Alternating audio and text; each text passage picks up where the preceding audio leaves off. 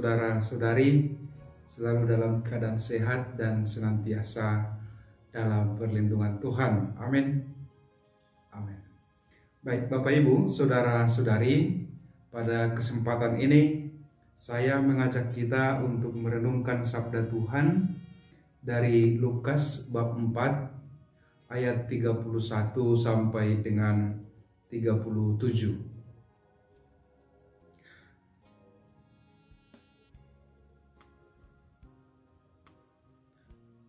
Perikop Injil ini berbicara tentang Yesus mengajar di dalam rumah ibadat di Kapernaum di Galilea.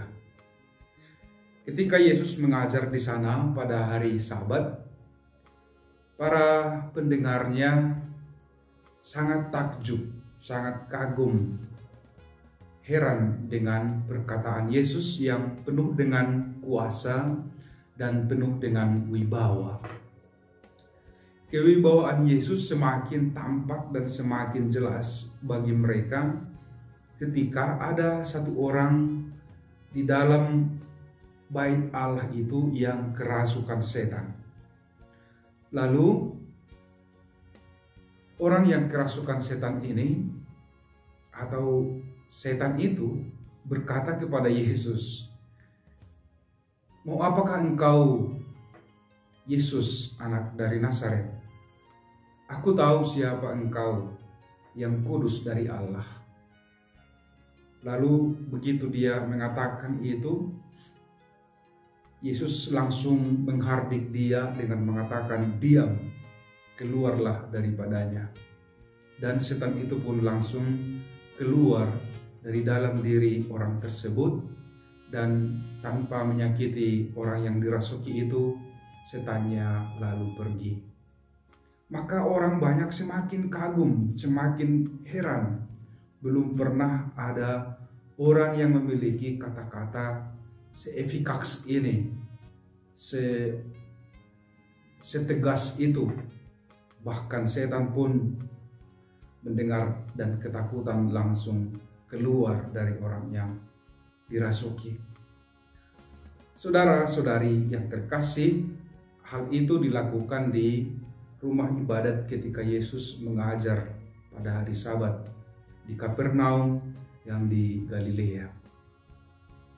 Apa yang mau kita renungkan dari Injil ini ialah bahwa yang pertama, sesungguhnya kita pun kerap heran dan kagum dengan banyak hal yang ada dan yang terjadi di sekitar kita.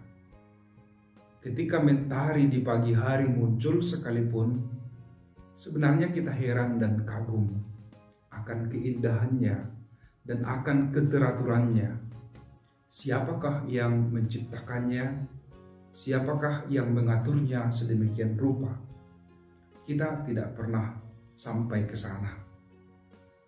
Dan kita juga kagum bahkan terhadap diri kita sendiri setiap hari. Tetapi kerap tinggal hanya dalam tataran kekaguman, tataran keterpesonaan, tataran keheranan, tanpa bertanya siapakah yang menciptakannya, dari manakah saya memperolehnya. Kalau kita sampai kepada siapa penyebab pertama atau penciptanya, maka kita akan sampai kepada Allah, kepada Dia yang Maha Kuasa. Dan kalau kita sudah sampai ke situ, maka iman kita pun akan semakin jelas dan akan semakin kuat.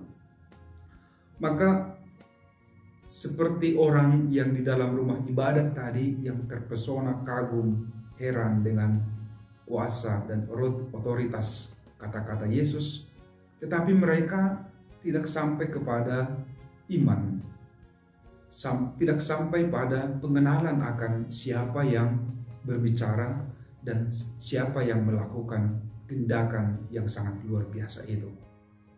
Mereka hanya kagum saja, hanya terpesona saja, tanpa bertanya siapakah orang ini. Sementara si setan mengenal dengan baik siapa Yesus. Dia tahu tentang Yesus. Maka disebut, aku tahu siapa engkau yang kudus dari Allah. Adakah engkau datang untuk membinasakan kami? Yang pertama, dia tahu bahwa Yesus adalah yang kudus dari Allah. Dan yang kedua, dia tahu bahwa Yesus akan membinasakan mereka. Artinya, kekuasaan setan berada di telapak kaki Yesus, berada di telapak kaki Allah. Karena memang, adakah engkau datang ke sini untuk membinasakan kami? Maka mereka dengan sendirinya, secara spontan sebenarnya kita langsung paham bahwa setan itu sudah tahu bahwa dia akan dikalahkan oleh Yesus. Kejahatan akan dikalahkan oleh kebaikan. Maka Bapak Ibu, saudara-saudari yang terkasih di dalam nama Tuhan kita Yesus Kristus, itu yang pertama yang perlu kita renungkan, bahwa hendaknya keterpesonaan kita, keheranan kita terhadap apapun saja yang ada di sekitar kita, hidup kita, alam sekitar kita yang begitu indah, hendaknya menghantar kita kepada Dia yang menciptakannya, dan kita imani itu dan kita yakini itu sebagai penyelenggara hidup kita. Dengan demikian iman kita semakin kokoh, semakin kuat.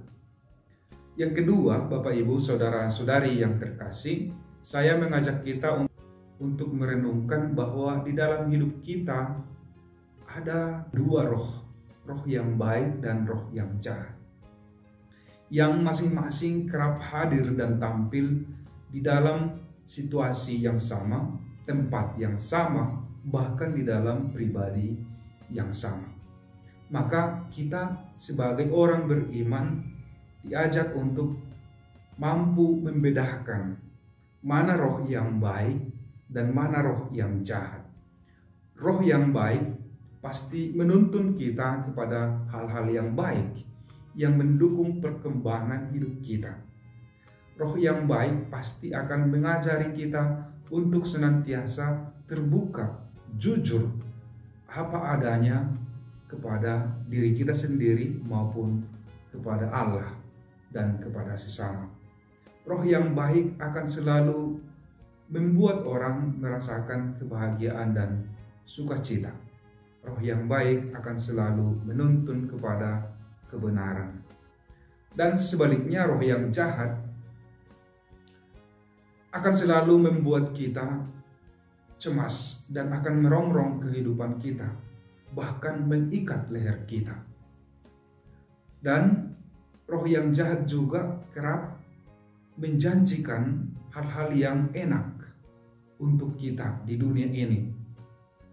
Roh yang jahat juga kerap menuntun kita di jalan yang spontan, cepat memperoleh sebuah hasil tetapi tidak akan bertahan lama, dan kita memperolehnya dengan berbuat dosa atau hal yang tidak baik.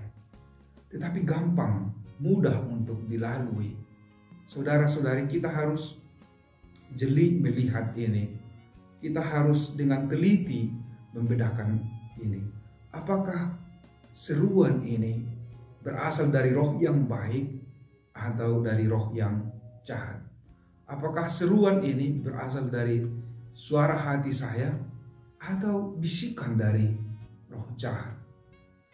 Dengan demikian kita akan mampu untuk membedakan mana yang baik, mana yang tidak baik, mana yang berkenan kepada Allah, mana yang tidak berkenan kepada Allah, mana yang dikehendaki oleh Allah, mana yang tidak dikehendaki oleh Allah, mana yang membuat kita atau mana yang membuat pribadi kita akan bertumbuh menuju kesempurnaan, mana yang membuat pribadi kita bertumbuh tetapi tidak sampai kepada kesempurnaan atau malah terjerumus kepada hal yang sangat atau hal yang lebih parah dan lebih menyakitkan untuk kita di kemudian hari. Maka Bapak Ibu saudara-saudari yang terkasih, di dalam studi spiritual pembedaan roh ini disebut dengan discernment, yaitu membedakan mana roh Allah yang berbisik di dalam hati kita, di dalam diri kita, mana roh iblis. Yang dibisikkan oleh roh Allah, roh yang baik atau roh kudus, kerap memang menyakitkan, berat, pahit. Tetapi apabila kita jalani dengan baik, maka kita akan memperoleh kebahagiaan. Kita akan memperoleh sukacita yang tak seorang pun dapat mengambilnya daripada kita. Yang tak seorang pun mampu untuk mencurinya dari kita. Maka Bapak Ibu Saudara-saudari, mari kita ikuti tuntunan Roh Kudus, roh yang baik, roh Allah yang ada di dalam diri kita, dan kita lawan semua godaan yang membuat kita kerap jatuh kepada kebahagiaan sebentar, ya, sukacita sebentar, tetapi tidak bertahan lama. Setelah itu kita rasakan malah lilit kita terlilit oleh rantai iblis dan lain sebagainya. Maka Bapak Ibu Saudara-saudari yang terkasih, saya yakin dan percaya kita mampu untuk melakukan dan mengikuti tuntunan roh Allah, roh kudus di dalam diri kita masing-masing, asal kita tetap rajin berdoa dan menyerahkan diri kepada Tuhan, dan jangan lupa kita membaca kitab suci. Tuhan memberkati dan melindungi kita senantiasa sekarang dan selama-lamanya. Amin.